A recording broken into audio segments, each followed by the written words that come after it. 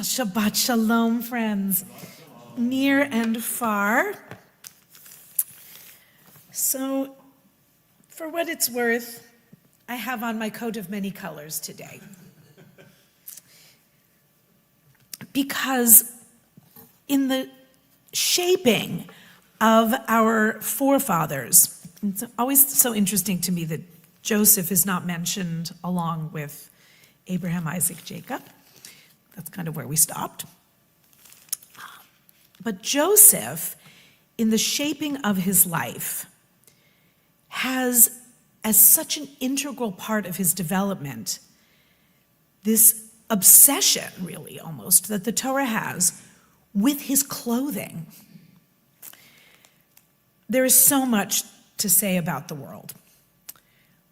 But as our ancestors have done for hundreds of generations, when the going got tough, this is the life raft that they hold on to. We're doing okay today, and I pray that that will continue.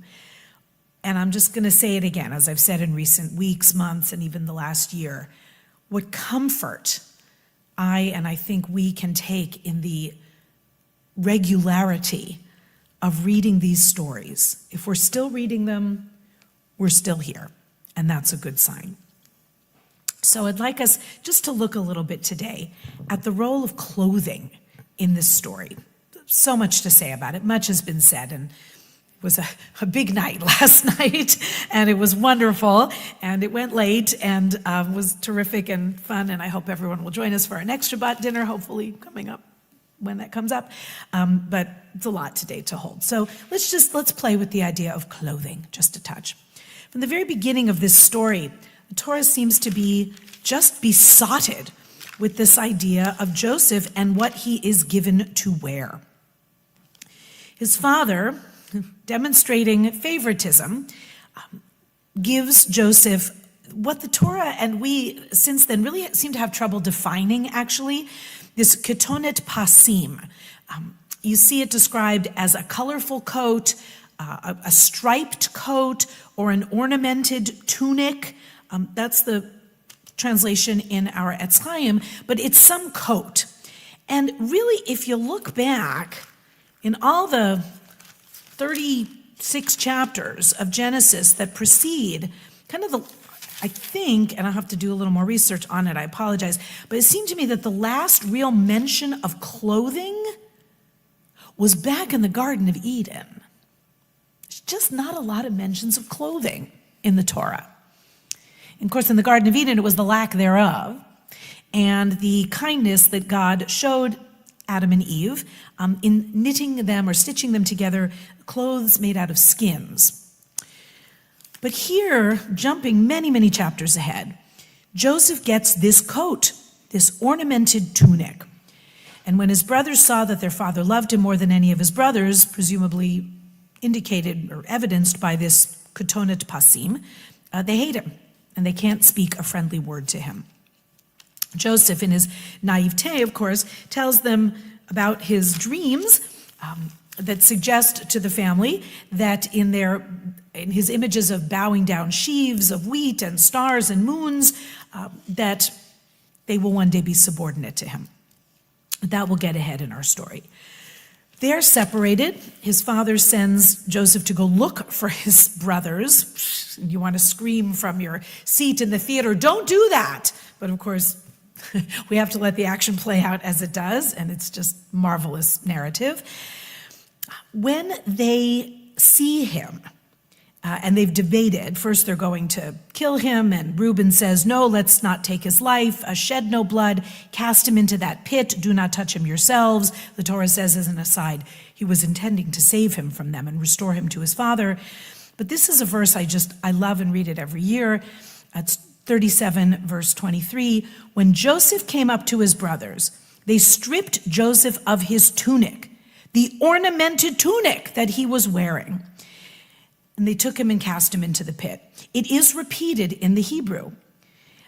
Vayafshitu et Yosef et kutanto et ketonet hapasim asher alav. It's like the Torah is aghast. They took his coat, the ornamented coat. it's like it has to repeat it so that we're aware of what an affront, what a violation it is that his coat is torn.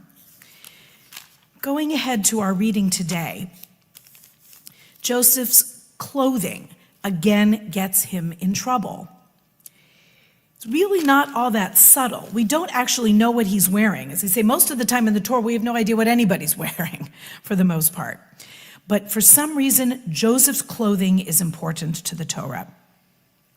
When Mrs. Potiphar traps Joseph, making a false accusation that comes very close to ruining his life, something that does happen a lot in our world, unfortunately, and far too often people who have been victims of sexual assault are not believed, and we are in a fine mess.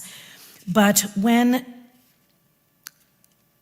the moment of reckoning actually comes, Mrs. Potiphar grabs Joseph by his clothing, bevigdo, beged, begadim, or clothing. She grabs him by his garment and says, "Lie with me."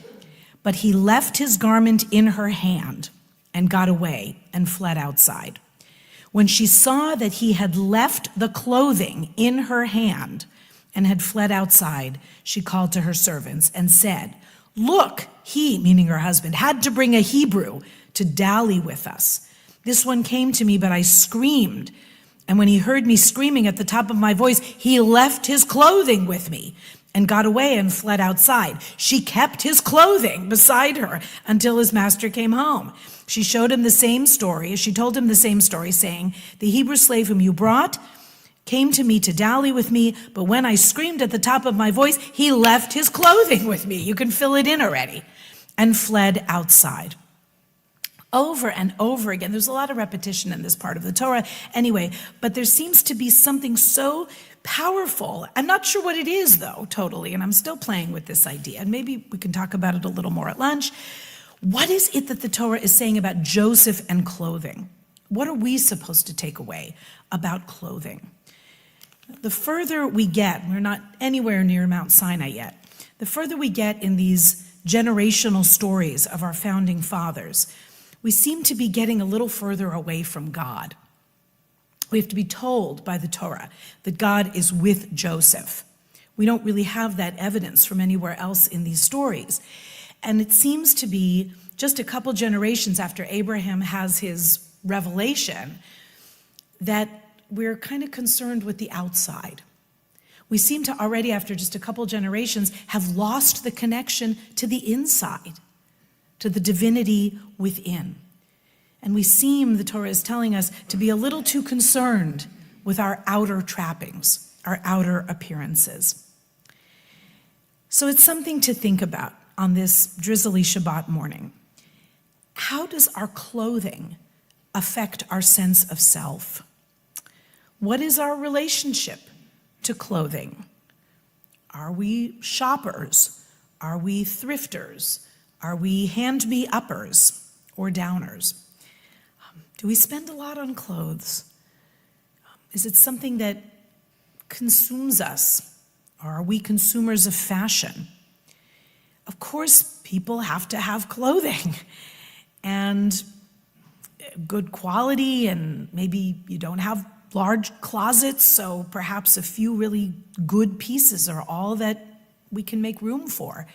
We live in an era of such fast fashion and disposable garments, but goodness, friends, do we not see the damage that such behaviors are doing to our poor planet? This easy consumption and besottedness with clothing can really take a toll on us. And yet, while those are very valid questions, and I hope that we can all maybe ask them of ourselves in this story of Joseph and his clothing, I'm thinking also about these two stories. The rending of Joseph's coat, his multicolored coat that his brothers take from him, and dip it in the blood of a goat and convince their father. It's just so tragic, and no one ever spoke up and told him Joseph was alive until they had no choice. We'll get ahead of ourselves again. But the clothing misrepresents Joseph, as it does so especially in the story of Mrs. Potiphar. And I was thinking to myself, if any of us have ever experienced being judged wrongly by our clothing, I think, I'm sorry to say, gentlemen, that it's probably especially acute with women, although clearly the story is about Joseph and the role that clothing plays. And in part of the story, he doesn't have any clothing really at all, down in the pit and then again in jail. So this roller coaster that Joseph goes on, he really knows the value of malbish arumim, the blessing of clothing the naked. And it's part of his humility, part of his fashioning of his character, that he's going to have to know what it's like to be without clothing, to stand really essentially naked, ultimately before God and Pharaoh. He will change his clothes. The Torah will make a point of that in next week's Parsha, which is not the subject of next week's sermon, so I'll mention it, that when Joseph is brought up out of jail to come before Pharaoh, the Torah makes a point in saying that his head was shaved and he was given new clothes. It's a small detail. You would think, well, of course he has to come before Pharaoh dressed in something, although maybe not even, in as much as he's being brought up from jail. So maybe, little more than a loincloth. But the Torah will make a point that Joseph has new digs. He has new clothing. So there's something that the Torah is zeroing in on with Joseph and his clothing, and I think it has to do very much with getting back to that point of light that is in each human being, no matter what they're wearing. It's really easy to misjudge people based on their clothes, especially hard for women, I think. A little too much skin is showing and you're accused of being too seductive. Your neckline is too high and your hemline is too long, you're accused of being frumpy and dowdy.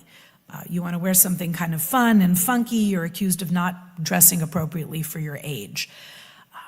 It's not easy for women clergy, I will tell you that in all honesty, and to YouTube, where this will be immortalized. It really is not easy for female clergy.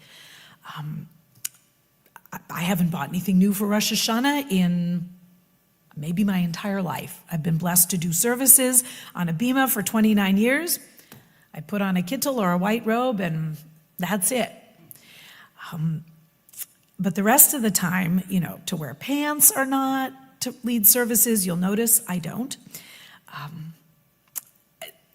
How to comport oneself, what colors, is it distracting on the bima? To be misjudged by your clothing, as I have been in religious and non-religious circumstances, is really tough. Some people are bold and they wear whatever they want and don't worry what the world thinks of them. But the relationship with clothing is one to think about. But ultimately, the Kabbalah and all of our Jewish tradition reminds us that no matter what one is wearing on the outside, and no matter who thinks what about what we've got going on out here, it is what is inside that counts. Joseph learns this very much the hard way, as have his ancestors before him, but he has very different trials, as he will be on display in Egypt very, very soon, and the clothing that he will be wearing when his brothers come to see him, not knowing that it's him, doesn't matter what Joseph is wearing, because ultimately, as we'll move toward the end of the book of Genesis, Joseph is Joseph, a young man, innocent, judged and misjudged by what he was given to wear and what he was wearing, and yet always, as the Torah will teach us, true to his core, to his family, to the tradition of the Israelites who are developing as a people. He's a complicated, wonderful character, and I think, in my heart at least, I shall mention him as one of the great avot, the great ancestors of the Jewish people.